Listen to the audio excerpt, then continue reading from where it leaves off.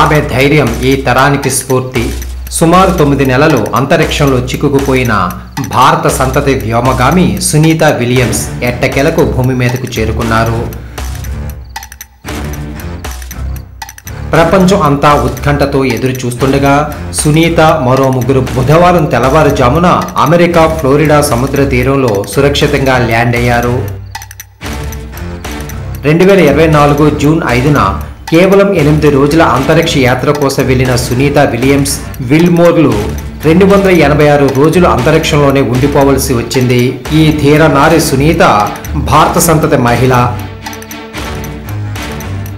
అంతరిక్షంలోకి వెళ్లే ముందు తనతో చిన్న భగవద్గీత పుస్తకం, చిన్న వినాయక విగ్రహం తీసుకువెళ్ళింది. ఈమె సురక్షితంగా తిరిగి రావాలని దేశవ్యాప్తంగా పూజలు జరిపారు. గుజరాత్కి చెందిన దీపక్ పాండ్యా, స్లోవేకియాకి చెందిన బోనీల కుమార్తె సునీత.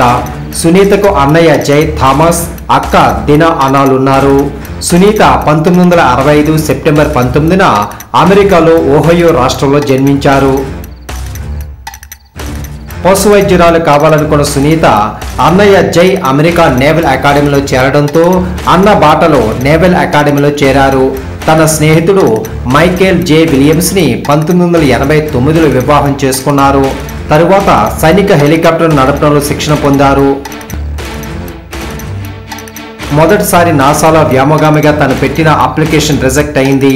అయినా పట్టు వదలకుండా ప్రయత్నించి 1998లో వ్యోమగామిగా శిక్షణ పొందారు.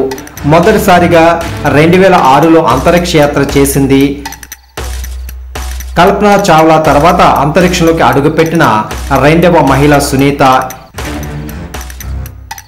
ఇద్దరు భారత మూలాలు కలిగిన వ్యక్తులే.